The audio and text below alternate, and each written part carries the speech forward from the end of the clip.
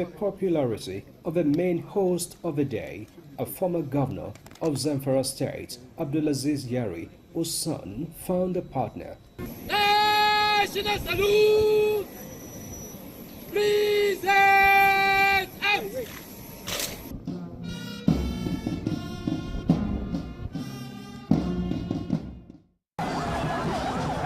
And then to the Sultan Bello Mosque for the wedding Fatiha. Serving and former governors from across the country, members of the National Assembly, ministers, Islamic scholars, among others, were there to honor the groom's father, a senator currently representing Zamfara West.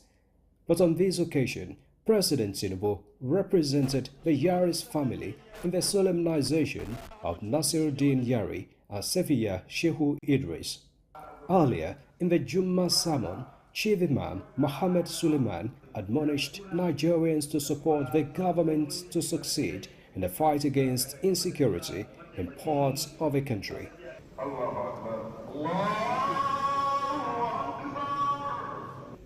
Loyalty played out as the president and his entourage of governors and high-ranking National Assembly members moved to the residence of late Muhammadu Buhari. Family members joined the widow, Aisha, to receive a political associate of her late husband. While promising continued solidarity with the family, President Tinubu says he will continue to sustain the impeccable virtues of his predecessor. We're just here to assure you that we share in your grief, we share in your pain. A loss in flesh is not a loss in the spirit. The spirit that he left with us, the spirit of hard work, dedication, patriotism, and honesty. We abide in that. We assure you, you and the entire family, and we will continue with the legacy of our leader. And the spirit that he left behind will not be stained. Ajia Aisha appreciated President Bola Tinubu and other Nigerians for the historic burial ceremony accorded her husband. I will thank you for all the support given to us. I thank Nigerians. I thank your administration. I thank every one of you, most especially your wife, the governor's wives, the minister's wives, Speaker. They prayed for the deceased, his family, and for a more peaceful and prosperous Nigeria. The president is back in Abuja. Musbao Nanwahab, NC News. Deputy Speaker of Nigeria's House of Representatives, Benjamin Kalu, has emphasized the critical role of Parliament in promoting multilateralism through digital trade. He stated this at the Inter-Parliamentary Union and World Trade Organization's Public Forum in Geneva, Switzerland. Speaking on the role of parliaments in promoting multilateralism and digital trade, Kalu notes that digital trade is a defining governance challenge and approaches towards creating opportunities for youth entrepreneurs. He urged Africa to proactively pursue regional multilateralism through the African Continental Free Trade Area and its protocol on digital trade to achieve a harmonized digital market. Kalu also cited Nigeria's legislative actions, including the Nigeria Data Protection Act of 2023 and the forthcoming National Digital Economy Bill, as examples of Parliament's efforts at legislating the future of digital trade. Strengthening public institutions for national development was the subject of discourse at a workshop during which experts sued for patriotism, a right attitude to fast-track development in line with federal government's drive. The gathering was emphatic that lack of accountability at that level of government has hampered productivity and achieving the desired impact in the implementation of government policies. In a paper, former Permanent Secretary at the Ministry of Women Affairs, Antonia Ekpa, said corruption has hindered effectiveness in this level of government. Public service serves as a critical mechanism for policy implementation and service delivery. That is what the National Bureau of Statistics tells us. Various governments of Nigeria, especially the federal government within the last few years, has done everything to implement the local government autonomy. It has not been completely successful. This workshop is all about strengthening the public service for effective delivery. We should be ready to follow the rules of the game to the latter. Lauded the event, which they said would enhance public administration in Nigeria. The federal government plans to revitalize the nation's silo concession program to reduce post-harvest losses, enhance food storage systems, and achieve food sovereignty. The Minister of Agriculture and Food Security, Abubakar Kyari, stated that the initiative aims to address Nigeria's staggering $10 billion annual post-harvest losses. Musa Baba Aliyu reports. In September 2018, the federal government, through the then Ministry of Agriculture and Rural Development, concessioned 20 out of the 33 silos complexes to private sector operators. This followed the Federal Executive Council's approval, which is expected to generate revenue worth 6 billion naira annually for 10 years. The concession exercise was carried out under the supervision of the Infrastructure Concession Regulatory Commission. 7 years into the journey, the Federal Ministry of Agriculture and Food Security observed that out of the 17 silo complexes concessioned to 5 private companies, only 1 is operational. The Minister of Agriculture, Abubakar Kyari, revealed this during a high-level meeting with the Infrastructure Concession Regulatory Commission, led by Director General Dr. Jobson Ewalefo. Tinkering about the issue, performance of some of these concessions, and with a view of seeing how we can enhance them. He noted that several concessionaires have failed to maintain facilities, with some sites, including those in Ikorodu and Ogoja, suffering from vandalism and collapsed perimeter fences. He also highlighted that many concessionaires have defaulted on payment obligation. However, we believe that there are loopholes that we can also plug in and make sure that we derive maximum benefit from the assets that we have.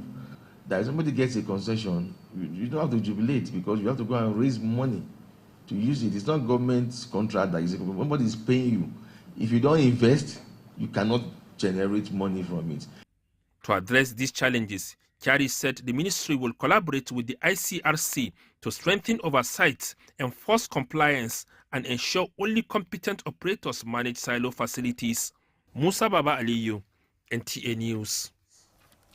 In a bid to boost the economy of the country and encourage self-reliance amongst the youths and students, the Central Bank of Nigeria organized a fair to sensitize SME students and market women on how to access their policies. Gloria Tuken Wodung has the details. The fair is designed as a platform to interact with members of the public on the policies of the CBN for sustainable economic growth and development of the country. The theme, driving alternative payment channels as tool for financial inclusion, growth and accelerated economic development, further shows how President Tinubu's administration through the CBN is committed to stimulating productivity and financial inclusiveness, as well as delivering on its core mandate of monetary and policy stability. The management of the Central Bank of Nigeria, under the leadership of Mr. Olayemi Kadosu, is committed to stimulating productivity and financial inclusiveness, as well as delivering on its core mandate of monetary and price stability. The CBN remains committed to ensuring a sound financial system and an inclusive economy. Some of the participants speak. We are the drivers, from the petty trader at your door front and to the market itself. We need to be empowered. Hardly any better way to achieve results than this way, bringing people together and ensuring that you drive your points home. Serve as a kind of knowledge gap between the CBN and the public. With this enlightenment, small and medium-scale entrepreneurs, students and market women are now more informed, empowered and encouraged. Gloria Tukenwadu, NTA News. The Nigerian Television Authority, NTA, has inaugurated its groundbreaking Creative Media Sector Skills Steering Committee, marking a new era in the media industry. This committee aims to identify specific areas where skills shortages are most acute and tap into expertise in the dynamic reality of creative media development and workforce training. Garba Natala tells us more. On behalf of the Director General, I want to remind you of the importance of this exercise, to really put in our efforts, to be dedicated. Filled with a sense of purpose, the committee, comprising of seasoned media professionals, academic experts drawn from the National Board for Technical Education, NBTE, members from the Creative Media Sector Skills Council, the film industry, digital content creators, and technical specialists, affirmed their resolve to address critical skills gaps in Nigeria's changing creative industry. Each time I listen to our colleagues on television, I feel, very, very unhappy the way things are going. And I've been thinking of how can we begin to train our young generations, to get the rudiments of the profession. Their mandate now is to develop strategic training frameworks, establish skill certification standards, and create pathways for emerging talents to become gainfully employed in the industry. The Renewed Hope initiative comes as Nigeria's creative industry continues to gain international recognition, with Nollywood currently ranking as the world's second largest film industry, and Nigerian music artists achieving widespread global acclaim, having the potential for economic and cultural impact. The Sector Skills Council is designed to bridge the gap between industry and training providers by first identifying occupational standards and competencies required in the creative media sector. You are tasked with overseeing the implementation of training programs that are in line with global best practices and meet the specific needs of our local industry. This collaboration honestly has come right handy. NTA TV College has what it takes. To translate vision into action, this approach aims to engage international partners for knowledge transfer in areas such as digital storytelling, film production techniques, and multimedia journalism. In Abuja, Garba Muhammad Natala, NTA News. The Nigeria Center for Disease Control and Prevention, NCDC, has confirmed that there are no cases of Ebola virus disease in the country. The Director General of the center, Dr. Jide Idris, emphasized that the clarification has become imperative following widespread concerns over reports of suspected cases of the virus, and also reiterated that surveillance has been intensified across Nigeria's entry points. Olusheye Adeabo reports. Let me confirm again, right now we have no cases of Ebola in the country. But I must say again that this social media thing can create panic. And this is something again that we would like to discourage, that people again should only listen to information coming from NCDC so that we have a coordinated information line. In the past week, Nigeria has reported 2 suspected cases of Ebola, with the most recent case on Wednesday, September 17, 2025. The patients returning from Kigali, Rwanda, sought medical attention at Ninsa Premier Hospital, Abuja, upon arrival. Our rapid response team of our infection prevention and control team were able to review the situation and decided to isolate the patients in our isolation wards. The results came out some few hours ago, and the patient tested negative for some of the viral hemorrhagic fever, including the Ebola and the Marburg virus. Key players in national response to disease prevention have praised the swift and coordinated response with the Nigeria Center for Disease Control, NCDC, providing critical support. But more importantly, again, I must commend the effort of the private hospital that started and triggered this. But this is the kind of collaboration we expect from Nigerians, because without that, we probably wouldn't have known. So they notified us and we went into action to do the needful. It's also important, again, people must know that Ebola can be curbed easily if we avoid contact with people suspected of having the case. Use this opportunity to tell every private hospital our numbers are there for them. They know the protocol. Any disease that is potentially infectious, contagious, can lead to death of citizens should be reported immediately. The NCDC has issued a public health advisory urging health workers and the general public to strictly follow safety protocols to reduce the risks of exposure. In Abuja, Olusheye Adiagbo, NTA News. This is the news at 10 on NTA News 24. Still to come, FRSC FCT Command hands over One Chance Syndicate to police for prosecution. Details of this and more when we return. Feel the power of precision, engineered to perfection. Every component is crafted with care, and each design is meticulously tested. From concept to creation, our engineers push the boundaries of technology, seamlessly blending performance and sustainability with a deep commitment to African ingenuity.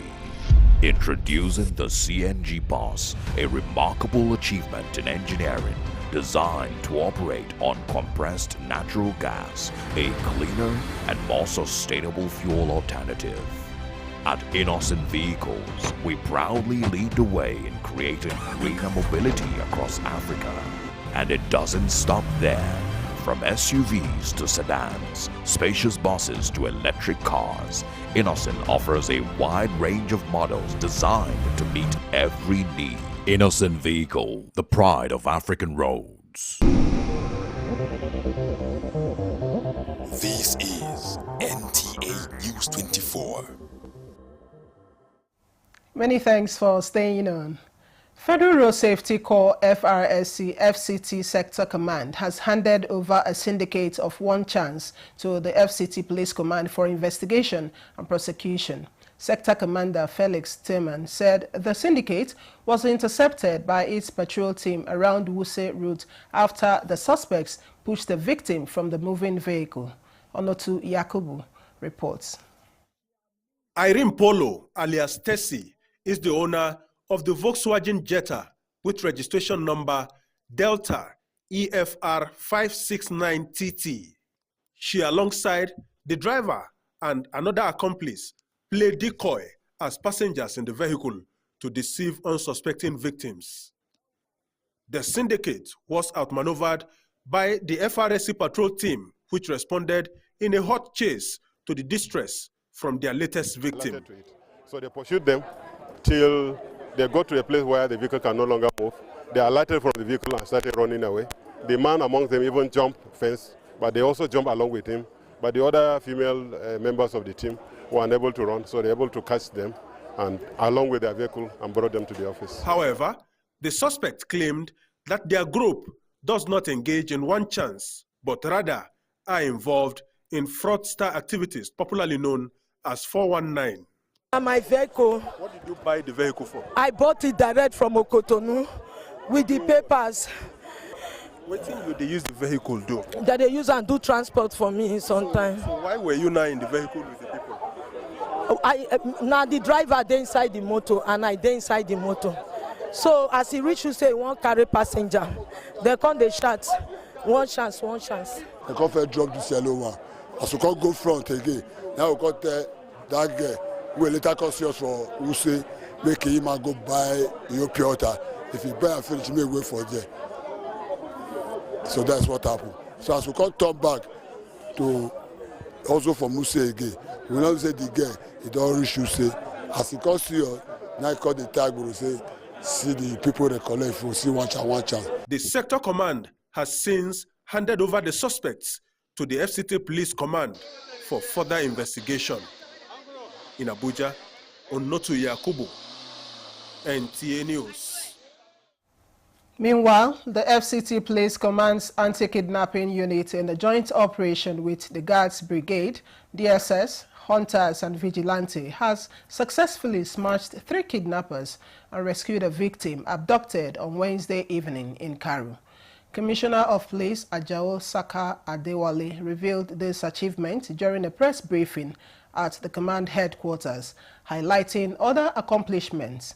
Again, Onotu Yakubu brings us details. The victim, Nafiu Idris, a staff of the FCTA, says the rescue operation took a gun duel of 30 minutes before the superior firepower of the security agents subdued his abductors. So, Friday morning, Nafiu walks triumphantly, accompanied with all sense of freedom, to the command to testify to the efforts and gallantry of the security operatives. In the end, they killed the 3 kidnappers. All of them were dead. So that was how the Nigerian police did this rescue team that rescues me. I have an experience yesterday, and I want to say this thing to the media. I believe if there is a maximum cooperation given to these our policemen, they can do more. They can do more. So, and information sharing is good because they conduct the thing. I don't even know what to say. It's God that brought them to me. I don't know that they have been tracking, they have been working. Commissioner of Police Ajao Saka Adewale said the neutralized syndicate have been responsible for kidnappings in Karu, Guzape, Pogbi, Army Estate Kurudu, and several locations in Nasarawa State. To God be the glory. The rest is history. As their weapon were recovered. 15 rescue alive is here to give his testimony. While some of the hoodlums pay dearly for what they've been doing. Similarly, the CP also paraded 68 bags of substances suspected to be cannabis and illicit drugs through coordinated raids across identified black spots, amongst other parade of achievements. The arrest and recovery were displayed today stand as a clear testament to our unyielding resolve to claim the Federal Capital Territory of criminal elements. We cannot and will not permit the reckless act of a few individuals to endanger the collective safety, security, and dignity of FCT. The FCT police boss commended operatives and sister agencies for their unyielding resolve to rid the nation's capital of criminal elements. Onotu Yakubu, NTA News. Governor Diko Umaru Rada of Katsina State has charged youths to acquire skills to transform challenges into jobs, uplift their communities, and increase food security through profitable enterprises. He made the call on the graduation ceremony of 102 trainees of the State Songhai Comprehensive Center. Awal Haliru reports. After weeks of comprehensive training in various agricultural entrepreneurship skills, including fishing, poultry, irrigation, and livestock keeping, at the Songhai Comprehensive Center in Makera, Dusama local government area, 102 trainees of the Katsina State Agricultural Skills Acquisition Program have been equipped to take on entrepreneurship with a startup capital of 1 million naira each. With their new skills, these beneficiaries are poised to become job creators, driving grassroots economic growth in agriculture. This graduation is not just a ceremony, it is the beginning of a new journey in our life. Governor Dukorada, who presented the startup capital, said the Songhai Training Center has become a lifeline for economic independence and self-reliance. Equipped with skills, empowered with capital, and ready to create jobs and drive food security, building wealth for themselves and their communities. And these 102 people were drawn from the Takibo local governments to empower our youth, reducing poverty, and building a vibrant agro-business economy through innovation and skill development. This milestone reaffirms the state government's commitment to equipping citizens with practical agricultural skills that promote self-reliance and support the state's priority on sustainable agriculture. In Katsina, Awan Halluru, NTA News. And that concludes the news at 10 on NTA News 24. Many thanks for watching. I am Chinenye Imoyi.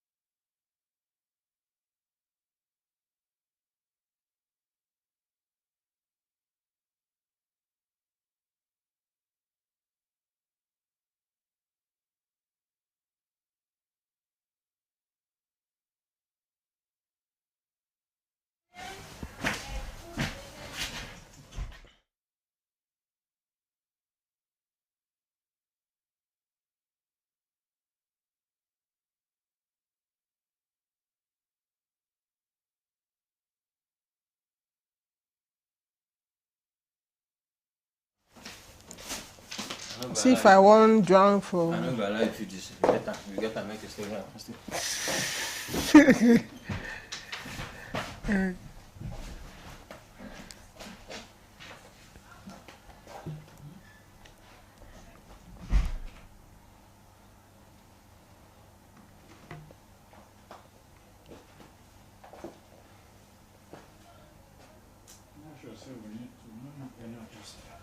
Huh?